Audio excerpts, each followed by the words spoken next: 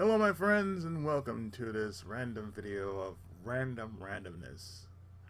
And today we're looking at MSN.com and something I found not too long ago while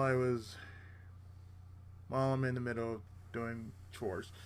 But this is 10 of the massively underrated 80s animated TV shows.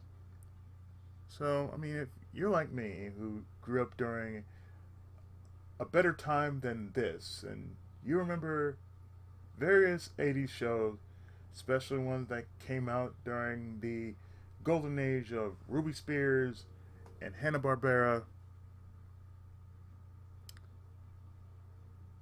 and even Tatsunoko, then these are probably one of the most unique shows you probably have forgotten over time, or you thought you forgotten over time. The 1980s marked a significant shift in TV animation as children's programming went from a fun Saturday filler to a multi-million-dollar business. Cable and syndication brought their A game, while network television joined the cause. Viewers had dozens of animated programs, including He-Man and the Masters of the Universe, Voltron, and DuckTales. Unfortunately, multiple animated TV classics slipped through the cracks into a littered animation landscape. These TV shows didn't get the proper recognition or spotlight they deserved, like some of their underrated 90s animated counterparts. So here are 10 massively underrated 80s animated shows. Some I remember, and probably some of you tend to forget. I'll throw in a few that don't remember as we go along this list. Starting with number 10, Danger Mouse. This British spy parody aired 10 seasons on Britain's ITV before crossing the pond to become Nickelodeon's first fully animated series. The satire drew from notable British spy entries like Danger Man and James Bond. The series follows the pint-sized MI6 agent and his spy team as they combat Baron Silas Greenback and his nefarious criminal syndicate.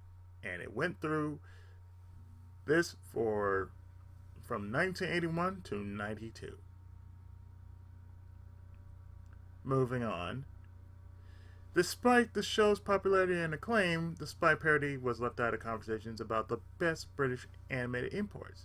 The satire effortlessly meshed English wit with action and science fiction. The show's witty kid humor matched its adult sensibilities for an enjoyable time for children and their parents. Compared to the other 1980s animated series, there was great chemistry, dynamics, and development in the main cast, despite Danger being the main protagonist. And what I always remember, especially Golden Age Nickelodeon, it complemented another show that came on at the same time, and that's Count Duckula. Because, like I said, it's one of those shows that it's like, it's all about complementing. So therefore, if you have that, then, if you remember this, then you should remember Count Duckula, because that was like a neighboring show. The entire series is available to stream through a Peacock subscription.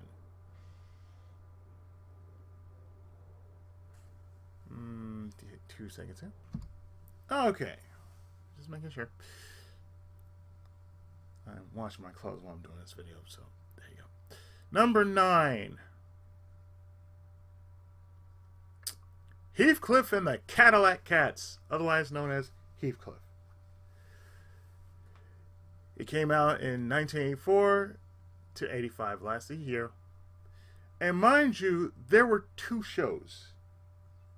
There was the Ruby Spears version of Heathcliff,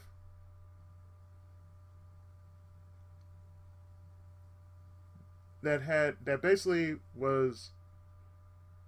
had Heathcliff and Marmaduke. So this is the second show. This is the second incarnation of Heathcliff, because the 70s version, the earlier version was Ruby Spears. That's what people don't tell you, or what most people don't forget, there was Heathcliff and Marmaduke. The hot dog cat and the pussycat hound. Meow, meow, meow, meow, meow, meow, yeah. This zany anthropomorphic comedy aired over 2 seasons in syndication as one of TV sitcom king Chuck Lorre's earliest works. Based on the well-received comic strip, the French-American production was the hardened softy third animated adaptation. The comedy was a series of zany minisodes featuring Heathcliff and a cast of neighborhood cats interacting with outsiders, including frenemy Spike. Actually, if you really think about it, the U.S. it's like this. It went through 3 different titles. So the one we know is Heathcliff. The one under the world title is called Heathcliff and the Cadillac Cats. Or there's a third title called Heathcliff and Cats and Company, because that's the second half of the show with Riff Raff, Mungo, and Hector, along with Cleo. That's the second half of the show, which is Cats and Company. While the series was a hit during its time, it isn't regarded as one of the best comic-to-screen adaptations compared to contemporaries like Teenage Mutant Ninja Turtles. Each episode highlight Heathcliff's take charge and insecure persona through his silly misadventures. While the Orange Cat was the title character, the series featured a quirky ensemble including soft-spoken Hector and rhyming Wordsworth. I don't remember Hector ever being soft-spoken, but Wordsworth I do remember. It predated the extremely popular series Garfield and Friends with its memorable theme song. Heathcliff, Heathcliff, no one should tire a bite in the neighborhood, but Heathcliff just won't be undone, playing pranks on everyone. The episodes of the original Orange Cat are available through a Paramount Plus subscription. Ah, yes, and numbers, let's see, that was number 8, no, number 9, 8, 7. 7 is The Wuzzles. In the land of was. Oh, yes, I remember that show. And I remember this show because it used to show up on CBS. Like from what I remember, if Danger Mouse was Nickelodeon, Heathcliff was KCOP, and Wuzzles was CBS. So, yeah, I do remember CBS. 13 episodes. The Wuzzles was a lovable children's series that marked Disney's TV animation's earliest foray under then CEO Michael Eisner. The animated series only aired one 13-episode season as CBS chose not to renew it. It followed a group of hybrid animals dealing with daily life on their hidden island oasis. While the series was a hit, its time was short-lived, leaving the series off animated TV lists. It was a pioneer along with The Adventure of the Gummy Bears in the House of Mouse 1980s animated TV push.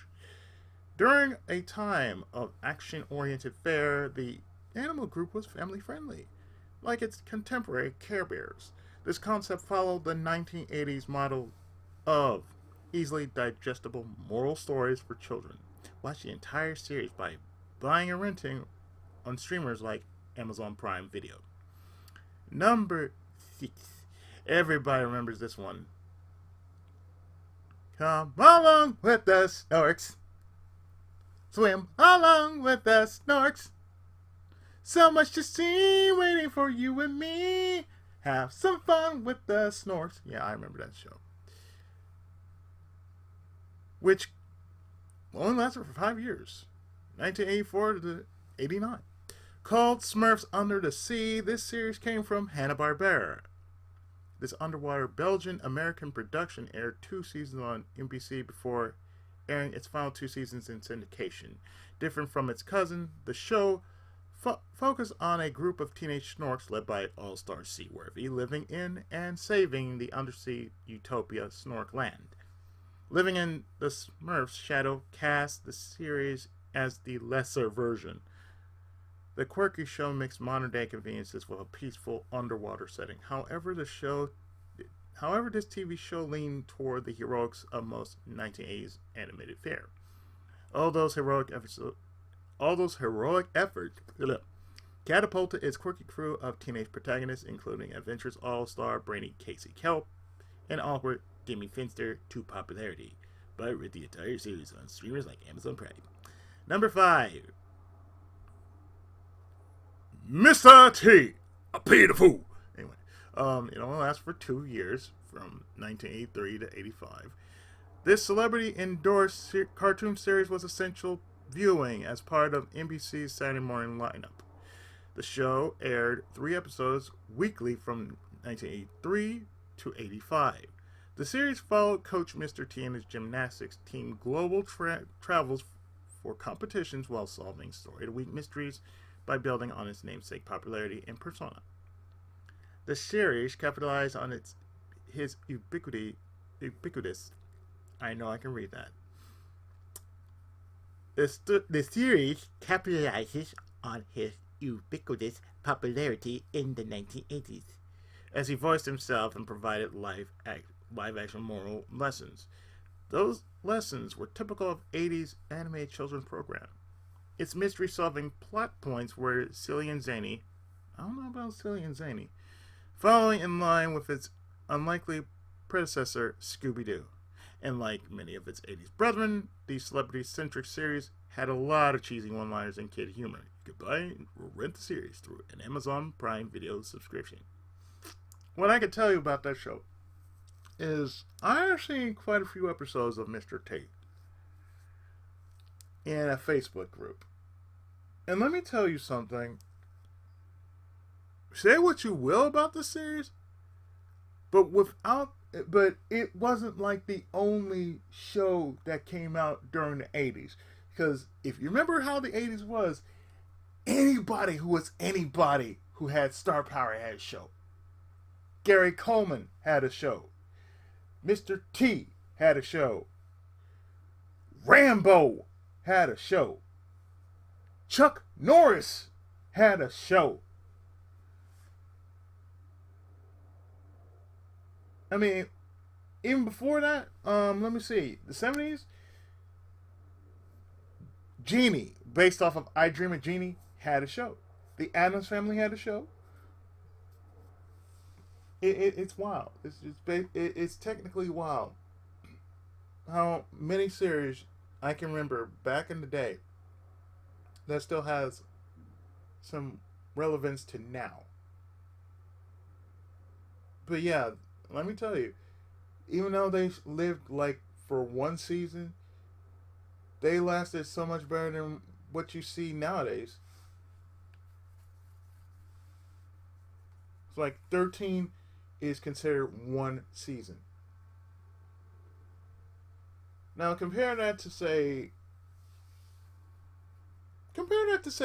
an Ultraman series, okay? Like I'm gonna take out my Ultraman, my mainstream Ultraman series, which I'm looking at right there. Where is it? Oh. Yeah, right here. Okay. Ultraman. Alright? I'm looking at my Ultraman complete series. 39 episodes. Okay? That's technically the entire season of the very first Ultraman series. The last show I've actually watched out of that series was Arc, and that only lasted for 25 episodes. Or compare that to, say,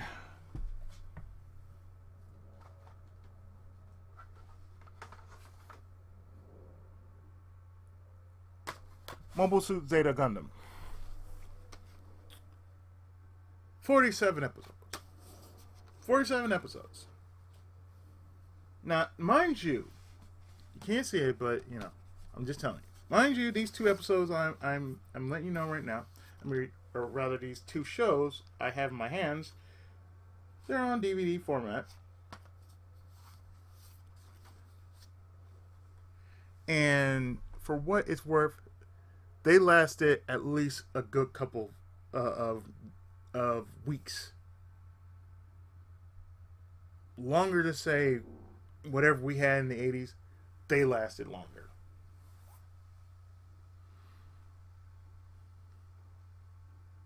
And speaking of anime, most people do not remember the show, which is Ulysses 31, which only lasted a year. Ulysses 31 combined Japanese and French animation to bring a sci-fi fantasy adaptation of the Greek myth Odysseus to life. The sci-fi space odyssey aired for one season from 81 to 82 in syndication. It followed Captain Ulysses and his spaceship crew on the hunt for the kingdom of Hades as they met the Greek gods.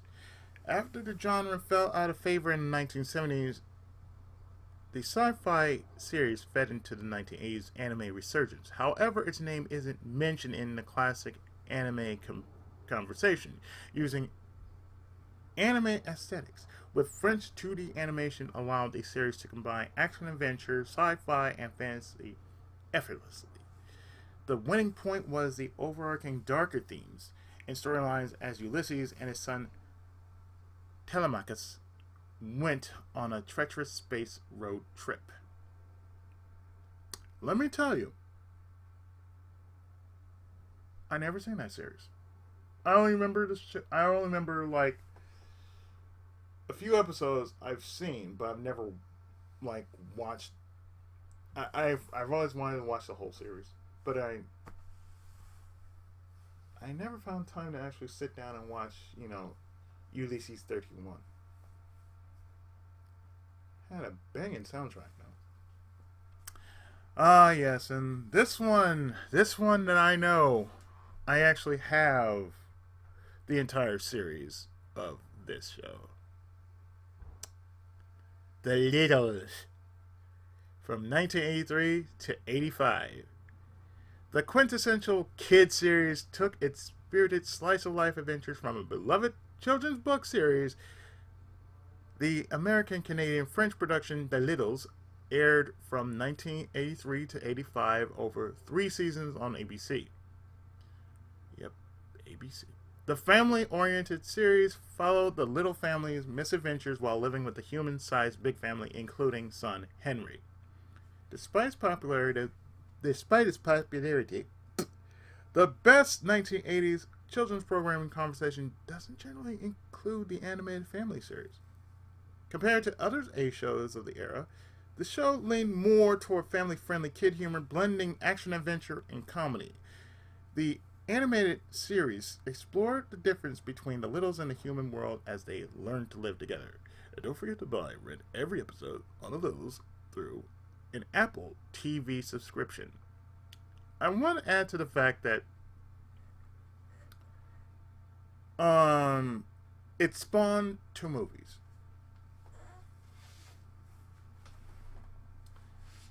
I believe if I pull this out, so I am pulling out a lot of these videos, a lot of these series I got.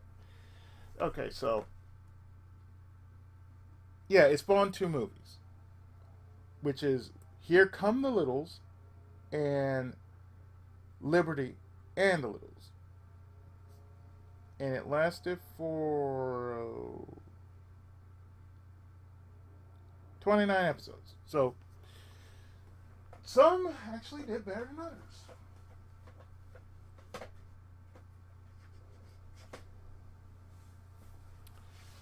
Because I think what it is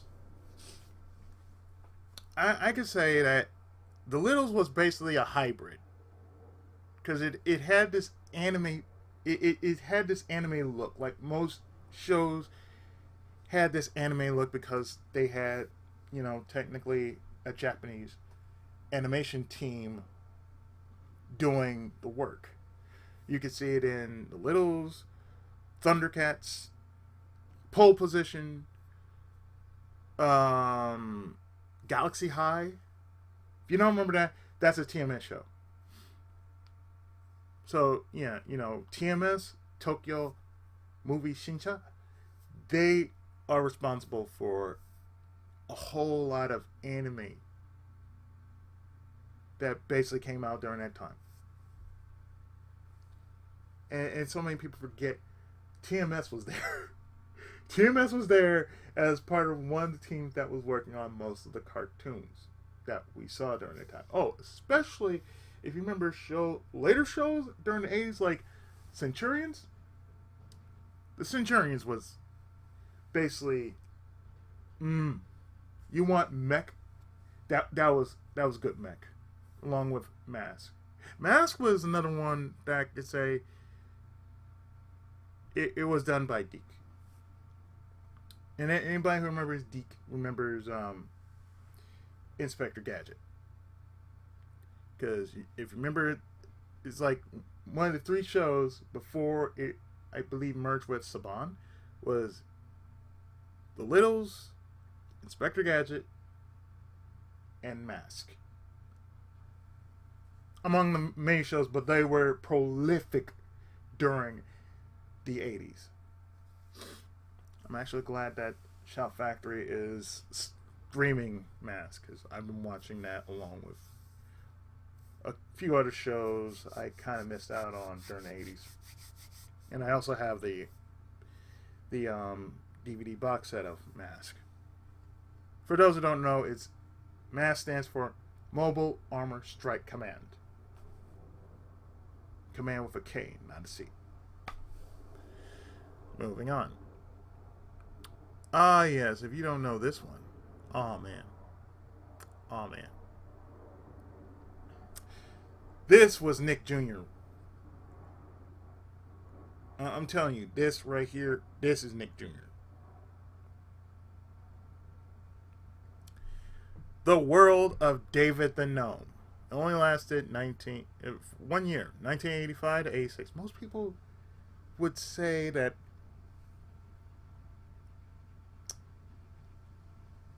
this was more Earth-based than, say, Captain Planet. This was more down to Earth than, say, how Captain Planet was. Because it just basically said, we're going to tell you a story about how to take care of the Earth. Without trying to be like, Captain Planet, he's a hero. Like, no, we don't need that. We don't need that. The World of David and Gnome advocated for the environment, taking note of its popular Dutch source material. The Spanish-based production aired on Dutch TV from 1985 to 86 for over 26 episodes before running on Nickelodeon from 1988 to 95. The environmentally conscious series looked at the life of gnome doctor David as he and his family navigated and protected the natural world. Despite leaving an impression on multiple generations, the series never came up in the best international animation conversation. It highlighted ecological and animal issues without being self-righteous before Captain Planet. Oh, Captain Planet was just ass. Advocacy allowed the animated children's show to blend morals with heart and laughs. The human/nature connection with and family were essential themes as our tiny hero taught younger generations. Watch the entire series by buying it or renting it on DVD. Probably have the whole series like on Amazon. But yeah, I do remember David and Gnome. It was a big thing on Nickelodeon, because Nickelodeon back in the day, as well as Disney Channel. Before I get to the next one, I do believe it might be the last one. Before I get to that one, I want to say, if you don't remember how Nickelodeon was way back in the day, it had quality entertainment. Even if it had, this is like before it split into what it is now. It's like you had, it basically was this. It started with Nick Jr. from 9 to 2. 9 a.m., 2 p.m. And I remember David and Ellen being around either 10 o'clock, 11, or 12. And what ended the entire block was Grimm's Fairy Tales. Grimm's Fairy Tales in the block. Because there's like, you have at least like it was like either, say like a 30-minute or an hour fairy tale. I might be wrong, but I do remember Grimm's Fairy Tales. But that was one of the shows I remember so very fondly, as far as, you know, telling a good story. It's not, you know, pushing it. You know, that's one thing that many people do not like these days. Especially if you grew up in the 80s. We didn't need to be pushed. They basically just let you know what's going on. Like, say, G.I. Joe. Yeah, you had the G.I. Joe and He-Man did morals right. Basically, they showed you what's going on. You basically ran through the entirety of the show. But at the very end of the show, even at one point, Silverhawks did it. En masse, they did that too. It was basically like, okay, this is what's going on. Here's the tale. Here's the moral. Left it at that. Didn't push it. Didn't do anything. But just like, this is what you need to know. 3 minutes, you're done. We'll just like tell you like within like a minute or so. Don't do this. Be careful when you do this. And when it happens, this is what you need to do. That's it. Don't need to be pushy. Just basically A, B, C. In just a matter of seconds. Kids got it. And, you know, kids, especially me, because I was an 80s kid, we got it. We understood it. Didn't even have to push the envelope. Like, this is what you need to know. They just gave us the formula. Bam. Said it right now. David and Gnome is one of those shows that basically, it was there. It was wholesome. It had a wholesome message regarding Earth and how we need to take care of the planet. It was just that. And I feel that's what the problem is now. It's like, we have lack of wholesome. And if it was a thing, you know, really, I would say we need something wholesome come back. And nothing like what we have now. But something more wholesome. I mean, the last thing I remember watching as far as that kind of programming was concerned was, say, Little House on the Prairie, The Waltons, you know, that sort of thing. Anything with a family premise, that was wholesome. It wasn't pushy. You didn't need to be, you know, you didn't need to overdo it. You didn't need to underdo it. It's just like, it's right there. That was the beauty of the 80s during that time. And truth be told, there was another show that I do remember fondly, and I'm not sure if anybody else remembers it, but the Raccoons. If you don't remember the Raccoons, I'm sorry, but that was the show. That was the show on Disney Channel. Because that was a beautiful thing about that. That was a beautiful thing about, you know, Disney Channel back in the day. It wasn't just limited to just Disney characters. So basically, they broadened everything. Like, okay, well, we got this show, we got this. It's like, yeah, you had Care Bears, you had Rainbow Bright, you know, you had Shira, but how many of you remember the Raccoons? I was like, okay, the Raccoons, they had a badass theme song. which basically is so relevant to this day because of what it means. If you listen to the whole theme song, it's like, look it up on YouTube. It's called Run With Us. Just listen to the theme song. It's like, it's a banger. I can tell you that. It's just, it hits you right where you need to hear it.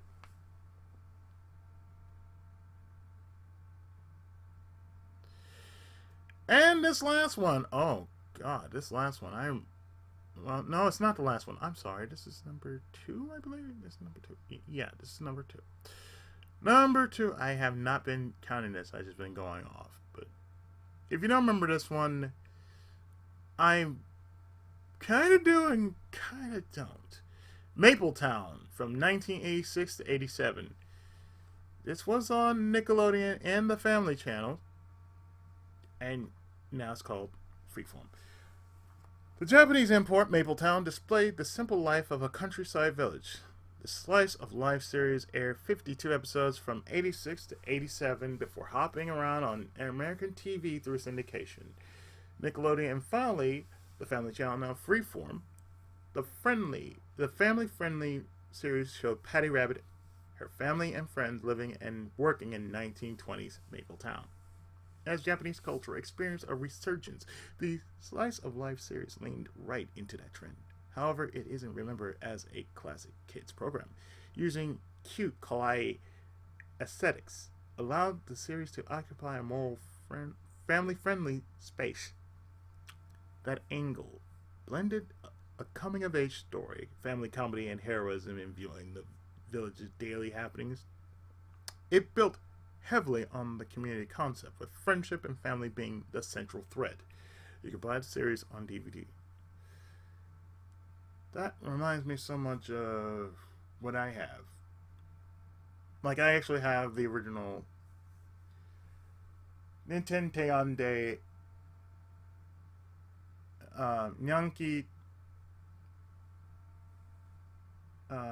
Nintendo Nyanki, otherwise known as Samurai Pizza Cats. No, Nintendo Kyato. Yeah, that's what it's called. Nintendo Kyato Teande. I'm thinking Nyanki as well, I was thinking of something else. I was thinking of Rocking Cats, but really, I was really thinking about that. But it's called Kyato Nintendo Teande. It's like me playing, SRWR. I've just been playing a lot of that, and like, oh wow, people don't remember Keith Courage. It's like, oh, who's Keith Courage? It's like, you never heard of Wataru? Wataru the Shaver? I meant Shaver? I pronounce it as Saver, because, not many people say Savior, but they'll say Saver. So it's like, Wataru the Saver. Moving on. Moving on to the last one, in which, surprisingly, not many people have actually heard this, and it's on Nickelodeon, and it was on Nickelodeon at the time. The Mysterious Cities of Gold, which ran from 1982 to 83. Yes, fine, whatever. I don't care. Not interested.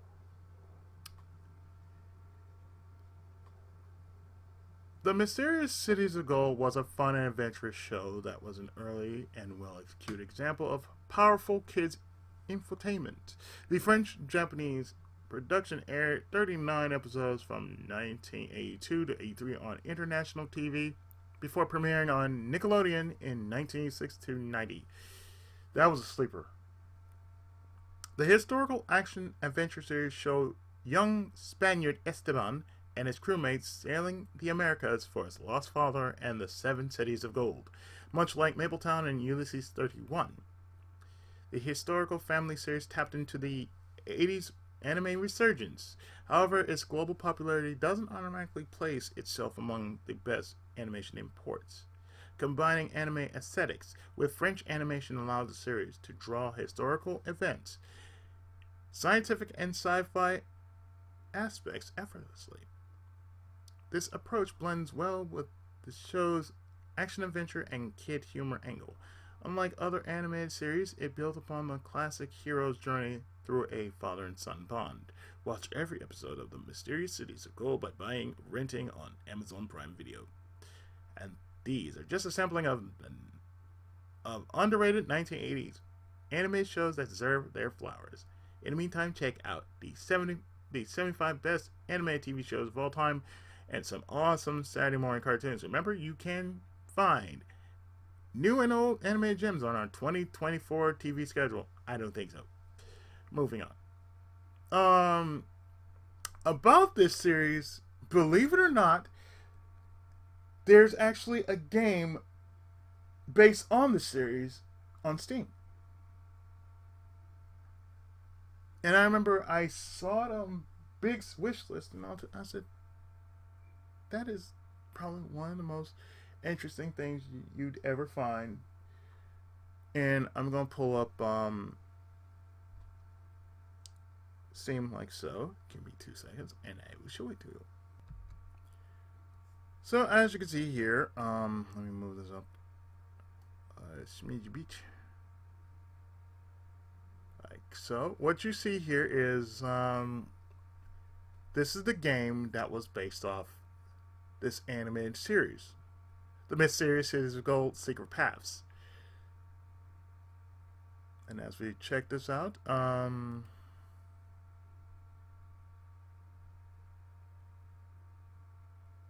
you can find it on Steam for $12. And it says here, play Esteban, Zia, and Tao through numerous tricky levels full of puzzles, traps, and infiltration phases in a wide variety of diverse, gorgeous settings. Explore every nook and cranny of China and escape Zade's hostile men searching for the local city of gold. And wow, the producer of the game actually just said, wow, 4 years ago, 4 or 5 years ago. I will definitely say something about that. We look on the store page about this. You're probably wondering, why is this relevant? So, well, think about it. Who chose us and why? Come back with us. We'll find out together.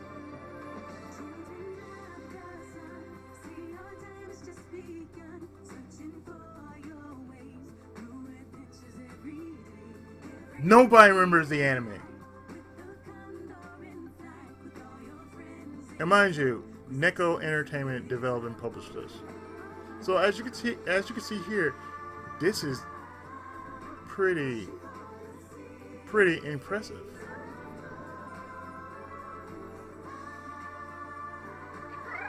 This is the second season.